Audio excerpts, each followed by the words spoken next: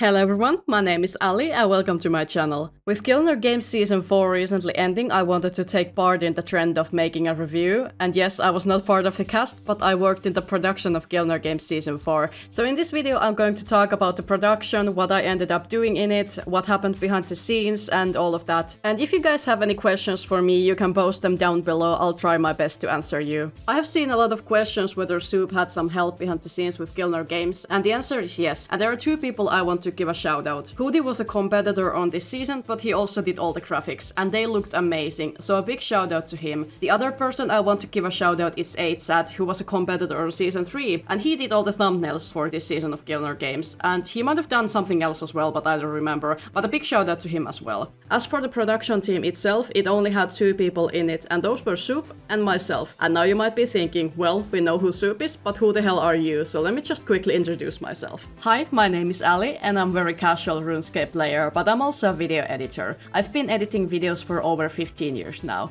Usually I'm editing music videos, but now I got the opportunity to work for Gielinor Games, and it was super interesting because it's so different to what I'm used to doing, and working with Soup was amazing. As for my role in the production, I cannot really pinpoint one thing because I ended up doing so many things behind the scenes. I did editing, I did proof checking, I transcribed all the confessionals needed for the season, I filmed B-roll, dare I even say that I was the right hand and mental support for Soup during the season. So yeah, I did many things behind the scenes, and I'm going to talk more about those things as we go through the episodes. Going into the season, I feel like Soup had a pretty clear idea of what he wanted to do with the season, and in summer 2023 he sent his format idea to me and was like, hey, what do you think about this? And what he sent to me was pretty much what the format of season 4 ended up being. So all the basics were there, like the tribunal, they get to vote in someone, and that person sent in by the tribunal got to choose their opponent in the banning. Soup also had an idea that he wanted to give the banning winner some kind of reward for surviving the banning, and that is how Amulet of Choice came to be. And fun fact, Amulet of Choice was originally called a grenade, but we ended up using Amulet of Choice because we thought it would sound more epic in the context of Gielinor Games. As for the casting, I don't have much to say about it because Soup was the one who sent out all the invites for the people he wanted to have on the season, but I think we ended up having a great cast with some new faces and some old favorites from previous seasons, so I was really excited for the cast. The first episode was filmed on August 2023, and this was going to be my first time seeing what happens during a filming session. And let me tell you, I was feeling a little bit nervous, because prior to this season the only person I had talked to was Soup, and I knew that most of the competitors are friends with each other, and I kind of felt like an outsider coming in. But when we started filming, there was no problem, because everyone was just so chill. And even though Gielinor Games is a competition, everyone is so nice to each other, they are laughing and joking around and supporting each other, and I had a really good time there. Our first challenge was called Spawn Stars, and the objective was to gather item spawns and hope that nobody else brought back the same item. I have to say I was really impressed by how well everyone did on this challenge, but then again they're just nerds, so I didn't expect anything less from them. But it was really cool to see all the items they brought back, and especially Settled using the crafting guild was such a big game move, and I think that was the reason Settled ended up being in the first tribunal of the season. And speaking of the tribunal, the first tribunal ended up being Bodhi, Settled and Torvesta. One of my favorite things during the season were the tribunal discussions, because as a production member I didn't get to see any of the DMs they were sending to each other, and the tribunal discussions were the only place where I got a glimpse of what was happening with the competitors. Of course later on I would listen through all the confessionals, but during the filming I had no idea who everyone was allied to and who they wanted to get rid of, so the tribunal discussions were really interesting.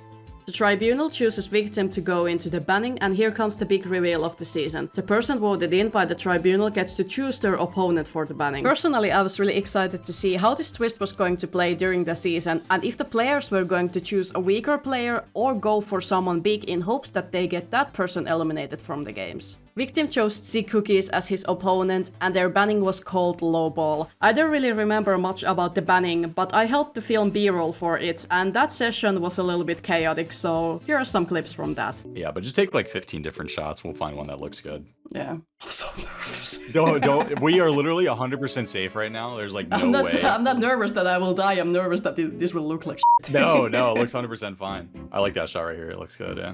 Ooh, you're goddamn right. I picked up those Dagonoth bones. Those things are like 10k. Unusual moneymaker. I don't know if this one's unusual anymore, unfortunately. I remember I made a video on this moneymaker like 6 or 7 years ago and just say, I was like, this is the best moneymaker ever. Final thing we're gonna do is just a shot of victim running up the ladder. So maybe just oh shit, Rex is here.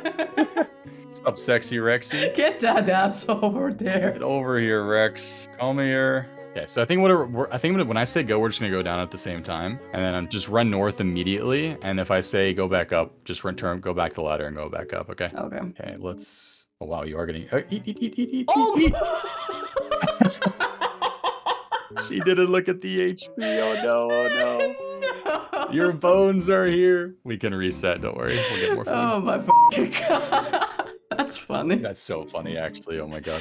Nothing ever goes smoothly in Gielinor games. We'll fix it in post. So yeah, that went well. As I said previously, I did some editing for this season, and the first thing you saw from me was this outro graphic at the end of the episode. I don't really remember how I ended up making the outro, but at some point I had a draft and the rest is history. This was my first time doing something like this, but I really enjoyed the editing process. On the previous seasons of Gielinor games, Soup used to gray out all the eliminated players in the outro, and I wanted to bring it back because I thought it was such a cool detail to use. As the season went on and competition got tougher, you would start to see more and more grayed out players. My favorite thing is the glow outline animation, and overall I'm super proud of how the outro turned out.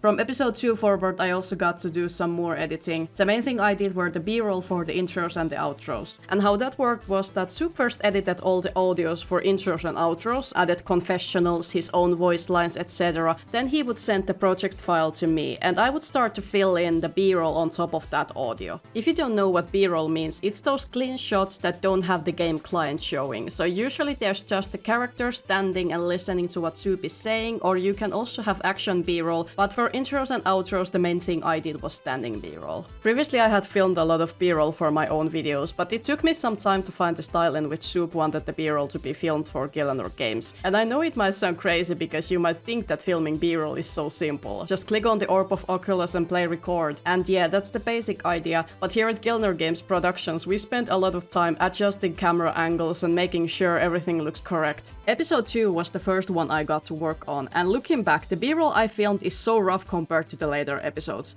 I think the viewers don't necessarily notice the difference, but after doing B-roll for like 60 hours, you start to notice the little things. But even though the first drafts were rough, nowadays I'm super confident with my B-roll abilities, and I feel that I can do pretty clean B-roll for Gielinor games. As a music video editor, it's really important for me to have that connection between the audio and the video, but sometimes I just had to remind myself that we're not editing a music video, we're making Gielinor games episode. I know doing B-roll for intros and outros might not sound that fancy, but at the end of the day, B-roll is one of the most important parts of Gielinor games. I personally feel that if the B-roll looks bad, it makes the whole series look bad. So I wanted the B-roll to look good.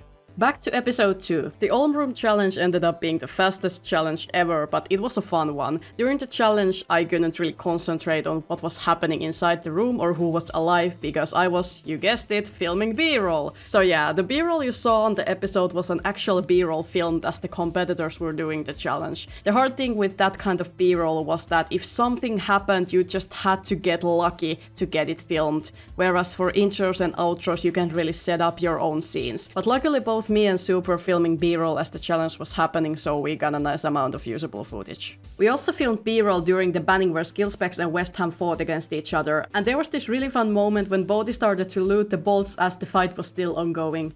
Episode 3's challenge was money making in teams. Before the challenge started, I suggested to Soup that only one person in a team could do one money making method. That would ensure that we didn't have to go through 16 perspectives of corrupted gauntlet and film B-roll for that, which by the way sucks. And we also might see some more creative methods used instead. After the filming, I heard that fall through the challenge, and when Soup started to edit the episode, I had a great idea. And that idea was Faux Beach. And then I made it. It was such a small thing, but seeing it in the middle of the montage with the tropical music and Twitch chat reacting to it, it was amazing. I really think that small moments like that really uplift the series, and I just love making them. The room escape banning was really cool. I'm kinda sad that I didn't have time to try it out myself before filming, but I think I would have ended killing ducks like Dino did. Everyone in the call tried to solve the puzzle as they were watching Hoodie and Dino do it, and I think it's always really fun to listen to competitors analyze and theorycraft how they would do it. And next on to the episode 4, which was a really interesting one. The challenge for this episode was the fan favorite Gilligasser or RuneScape hide and seek, so I was really looking forward to filming this. When we were supposed to start filming, we had a problem. West Ham was nowhere to be seen, and suddenly we might have to postpone the filming session.